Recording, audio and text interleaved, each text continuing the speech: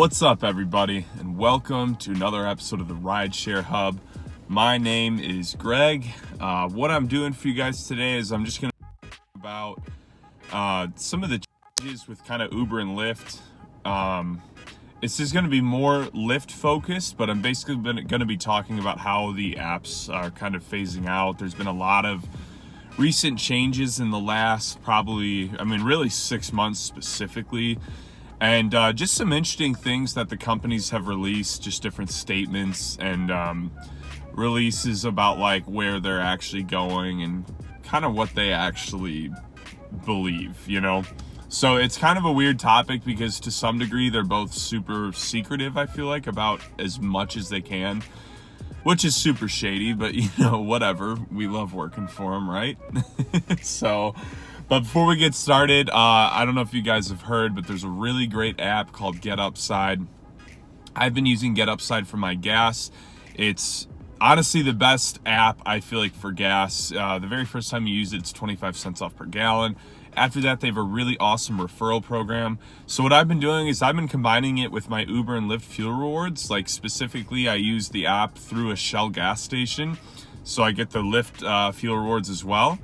And then I also then swipe my Uber gas card then to pay. And so I can sometimes get like 12 to 20 cents off per gallon depending on how much I've been working and what my little rewards tier systems are at for that month.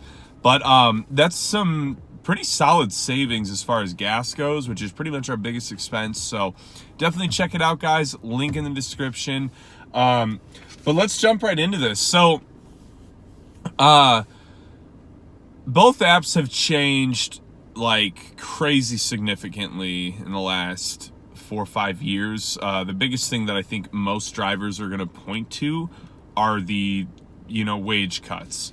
So here's some of the most recent changes. Like I said, most of these are going to affect Lyft because Lyft is probably, if I had to guess, the one that will like completely phase out first. So with Lyft, one of the biggest changes they made in the last it's probably like 4 months ago now, is the rate you get for long distance ride dropped. I believe it went down like 8 cents per mile. So if you have a ride that, I actually don't know what their rule is for this, but I believe it's something like a 20 plus mile ride, you now will make like 8 cents less per mile on those long distance rides. The reason they say they do this is so that is because they increased the short distance rides. So supposedly we make more money on short distance rides. So now here's the problem with all this is that they say they do this, but they also then just recently took away the feature for us to see what the passenger pays. So like regardless of what the rates are, we still don't really know like what we're actually getting paid, you know? And so I personally don't feel like I actually saw like a significant rise in how much I was making on shorter rides, but I really saw the decrease on longer rides. It used to be that if I gave a 30 to 45 minute ride, obviously depending on the mileage, but usually on average, I'm making at least $25 on a ride like that, which is great because that's in under an hour, you're making $25. And that's why I think most drivers loved longer rides. It always is going to depend on the market you're in. But like for me, I always loved getting those longer rides because I knew for that hour, like I'd basically made my quota. I'm always trying to make like 20 plus an hour. And so now I would give like a similar distance ride and I feel like I make more like $17 to $19. And, and again, that's still not bad. It's still like pretty good for the hour, but I don't know. I just feel like so many of the good earnings on like non-surging days, like especially weekdays, always came from those long distance rides. And to be honest, like it's not like we were giving long distance rides all day, like I could kind of understand if every ride was a 25-mile ride where they could seriously make like a pretty massive profit margin just from making that simple change. But it seems like there's way more short rides than long rides. And I think just about any driver would agree with me on that. Like your average ride is probably 7 minutes long. maybe 10 minutes depending on the market. Like here in Phoenix, we do have a pretty good amount of long rides because the city's very spaced out, but this is a rare area.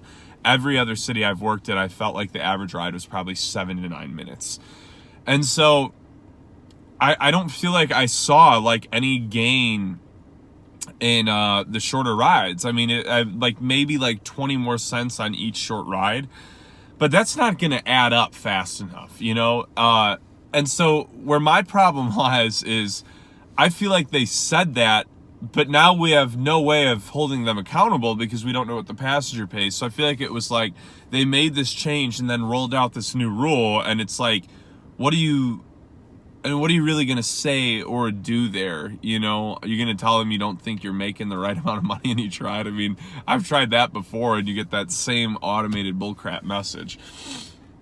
So that was one of the bigger changes. Some of the other things that happened was for the Lyft Express drive, the long distance rides had already gone down once. So on Lyft Express, I think it had already gone down like 4 cents per mile or something like that.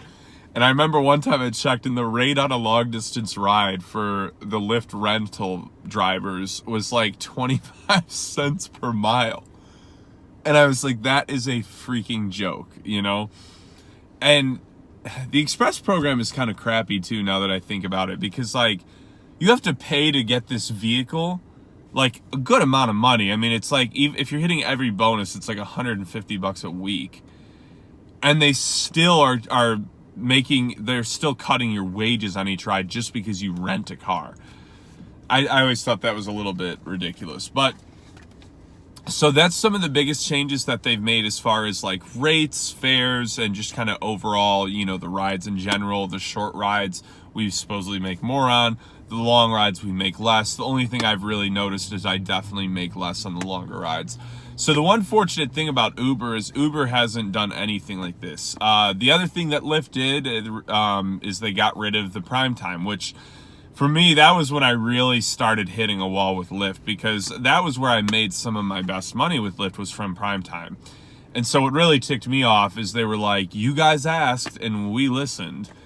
And I was like, the only people I know that would ask for this change are like really new drivers that don't know any better. But like, I really can't imagine any veteran driver wanted to get rid of prime time, because the little dinky bonuses they have now, I see them like once a week. So I feel like I've noticed a huge, just massive drop in Lyft rides in general. I was sharing in a different video that, you know, like I'm like most drivers, I'll run Uber and Lyft at the same time. I go out to work, I turn both apps on. And so what I noticed is in the last, like, I think it was like a month and a half, something like that, I on average do about 20 hours a week. Every now and then I'll do more like 30 or 40. It just really depends. But if you really averaged it out, I'm probably a 20 to 25 hour a week driver. And so that's not a crazy amount, but it's enough to where, man. All right. So in the last few months, what I had noticed is all that driving, I mean, like I said, 20 to 25 hours a week. And I had done only about, I think it's 5 or 6 Lyft rides. I can't remember how many Uber rides I did, but obviously it was way more than 5 in the span of a month, you know? And I was like, man, like Lyft has really slowed down. So I don't know if customers aren't using it less or aren't using it as much or what, but something has seriously changed with Lyft. Like I have noticed a significant drop, and I think Lyft as a company, I don't know if they're phasing out or if they're just about to make some even more drastic changes, but something doesn't seem good on their end. The other thing I've noticed is that I was just on vacation and I took a bunch of Uber and Lyfts. I would almost always take Lyft because it was usually cheaper.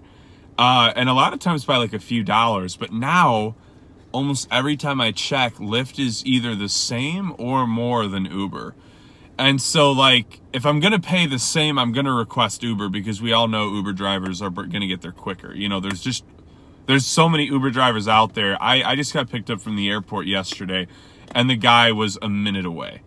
And he probably had the fast pickups for Uber Gold Rewards, but still, like, that was really nice, because I had just been on 4 different flights, and I mean, I liked that I got that super quick pickup. So I feel like in general, both companies are phasing out, but I think Lyft might actually be very, very close.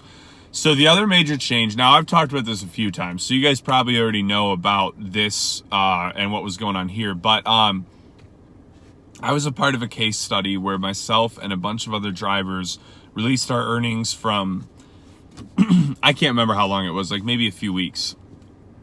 Basically, so that this company could do a case study to see how much money Uber and Lyft is really taking from the drivers. So they do this study, and when they get the data back, it shows that Uber was taking 30% and Lyft was taking 35%. So 10 and 5% higher than either company publicly states. So they both come out and they're like, well, it's a bogus study. You didn't have enough data to do it. And I'm like, hey, that's fair. Like, that's not every driver on the planet, but that's 14,000 drivers that you clearly took 35 and 30% from. Like, I don't know how you're going to argue that. It's like pretty plain and clear cut to me. So then this company goes, okay, well, give us all your data then, and we'll do a really legit case study. Both companies refused, which is like, I don't know what you have to do to look any shadier, So, and then to top it off, then it was like a month later where then Lyft did their thing where they removed our ability to see what the passenger pays. So from that standpoint, I was like, man, you guys look so sketchy. So what I've heard, and I don't actually know the merit of this, I've heard this on so many different networks and everything, is that both companies are working towards full automation. They want to have robot drivers. And that makes sense because like Uber, for instance, paid out $8.4 billion last quarter just to the drivers. And they profited 12 something billion. So that's, a good 60+% of their profit is going straight to the drivers of their net. And so, like, if they can eliminate that, they're going to. Now, obviously, there's going to be like crazy upfront costs. They have to have an initial investment to buy like a mega fleet of robot cars, for lack of better words.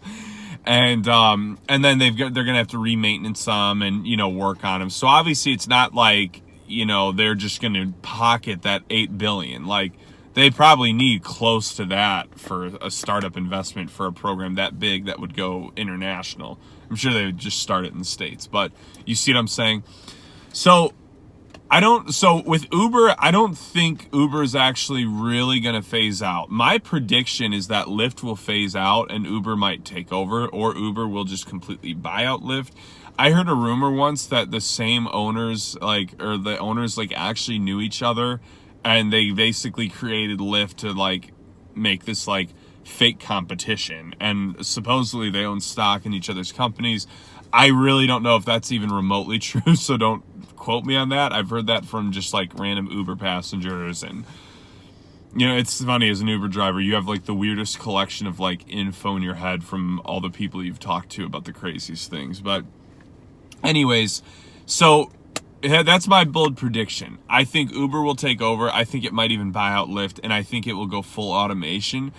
I think Lyft will phase out. I think they're just having such a hard time competing. They're getting rid of all the best features of driving, which is really ticking off me and a lot of other people. And it should tick off you guys. The things they're getting rid of suck. So I'm going to cut the video off here though, guys. But I hope you enjoyed it. Give it a thumbs up, like, subscribe, and I will talk to you guys soon.